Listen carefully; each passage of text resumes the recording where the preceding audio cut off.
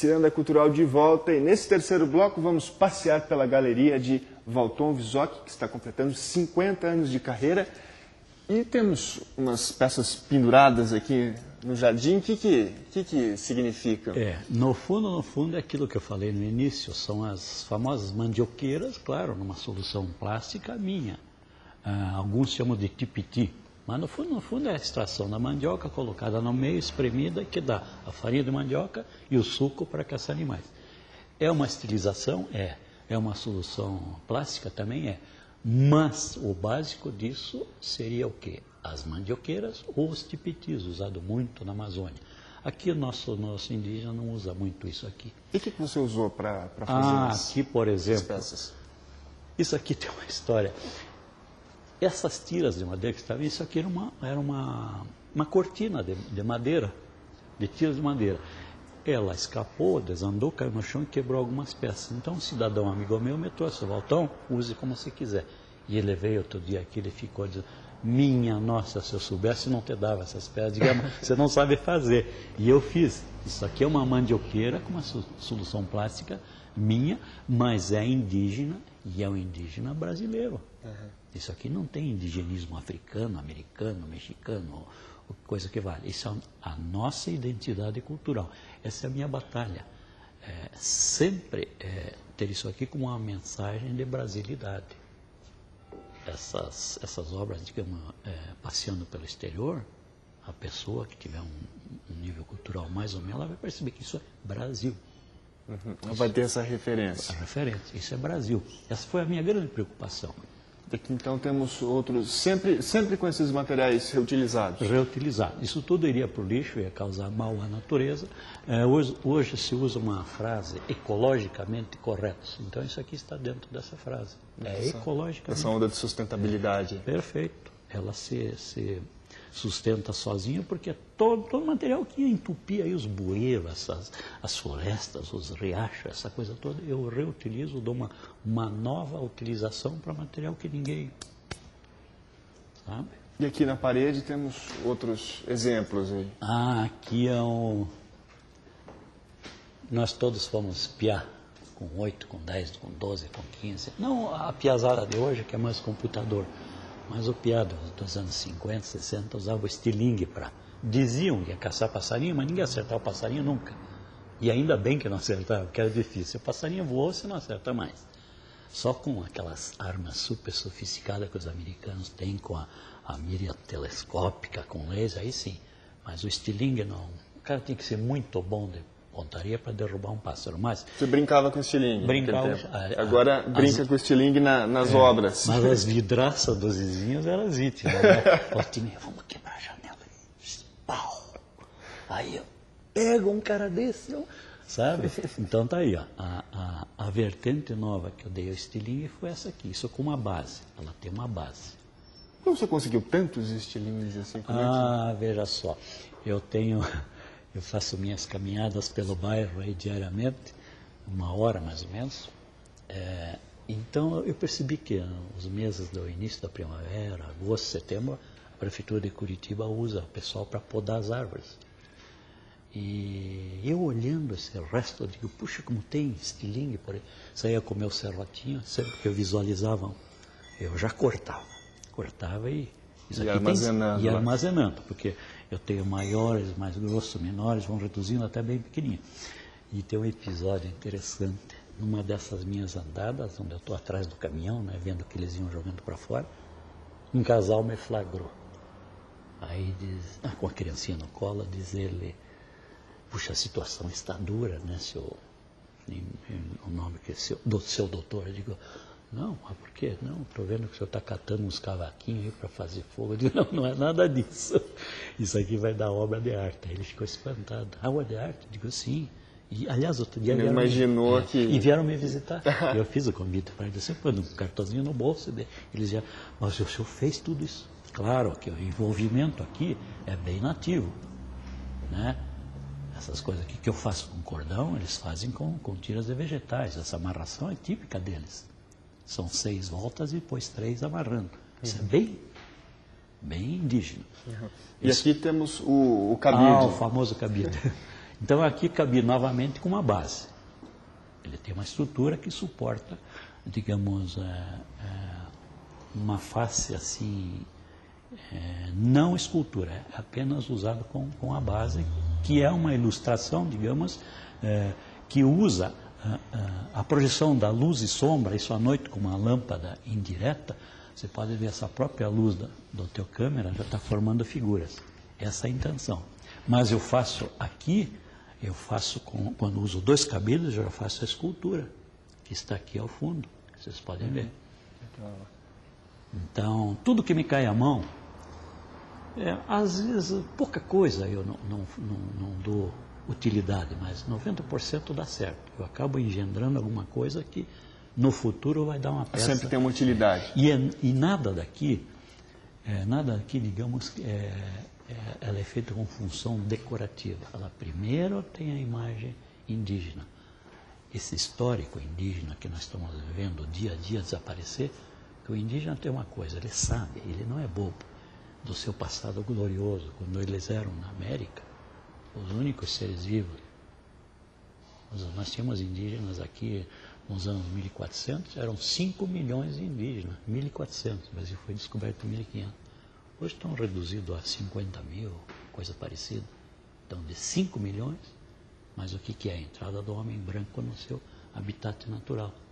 Então, as peças, elas primeiro têm que trazer esse tema para a discussão e depois elas... E depois ela funciona, claro, decorativa. Mas, primeiramente, é a mensagem ecológica do mundo indígena. Tudo isso aqui tem uma função. Nada aqui é gratuito. Nada é gratuito. Mesmo aqui, ó, que parece ser uma peça meio quase escultura, não é. Isso aqui me veio da ideia de eu, por exemplo, eu ficava imaginando como é que nesses vasos de barros enormes, com uma boquinha desse tamanho, como é que alguém podia introduzir um índio morto ali dentro. E não era introduzido, eles esperavam o índio, depois que morria, se decompunha, os ossos eram colocados lá dentro. Ali. Então isso aqui indiretamente é um ataúde. Indiretamente, isso aqui é um corpo indígena, colocado dentro de um ataúde, na minha concepção. É aquilo que Picasso falava sempre. Tem a ideia, isso me veio à cabeça. Tem a ideia, corra, rabisque, no dia seguinte você já esqueceu. Então nasceu essa peça aqui. Não sei se acertei em cheio quanto à intenção, mas fiz a peça e ela funciona. Também horizontalmente funciona muito bem. Entende? E lá no fundo nós temos outros... Antes, aqui temos alguns desenhos. Isso aqui não tem nada a ver com o mundo indígena. Essa é uma peça que me foi encomendada por uma indústria Eles utilizavam carcaças de pneus importados da Europa para fazer a recapagem. E acabou não dando certo, porque o governo federal agora acabou com a importação de carcaças. Sim. Então isso por enquanto, isso aqui é a história do bairro das Mercês. Toda a história do bairro está aqui. O batismo dos carros pelos padres capuchinhos na frente da igreja. Festas caipiras. As italianas que vinham de Santa Felicidade paravam nas Mercês para trocar produtos hortigranjeiros por arroz, feijão, essa coisa toda. Aqui você deve ter conhecido. Vamos virar para o teu câmera ali. Esses aqui são famosíssimos na música brasileira. Mas é aquela coisa, produtos do Paraná só é reconhecido quando vai lá em fora e volta carregado de glória. Lápis, Lalo e Juca. Lápis é famosíssimo. Sim. Mas a maioria não. Grandes. Tocaram na Holanda durante anos, na Bélgica. Isso tudo está esquecido. Canini faleceu agora. Campeão brasileiro de boxe. Canini está aqui, ó. E essa história das Mercês, você viveu de perto. Eu vivi tudo isso. Vivi tudo isso. A torre aqui na época era Telepar, hoje já passou de mão várias vezes, mas com ainda um menino soltando uma raia bidê, que isso aqui é um conjunto, a escultura é um conjunto de bidês entrelaçados. As ilustrações dizem tudo a ver com o bairro. Aqui, ó, por exemplo, nos anos 40, a primeira linha de ônibus das Mercês era um ônibus que tinha uma entrada só e uma saída. Hoje a gente tem aqueles gigantes bem diferentes. E ali, ó, onde era a sede dessa coisa de pneu, BS Cowell. Aqui para baixo eles têm a oficina grande e tal, que seria o mantenedor dessa história aí, mas acabou não dando certo, então ela está aí. Além desses trabalhos de esculturas, temos os desenhos. Você ainda está fazendo essa parte de desenhos? Alguma coisa, se você me der depois tempo, eu te mostro lá onde tem uma pasta com tudo isso guardado. Continuo fazendo. Porque às vezes chega um cliente aqui que quer. E lógico, nós estamos no mercado. Se ele não levar daqui, ele vai pegar de outro lugar. Então, ele me dá um certo tempo, eu produzo. Te mostro depois. Eu uso muito uma coisa inusitada, chama de fogo.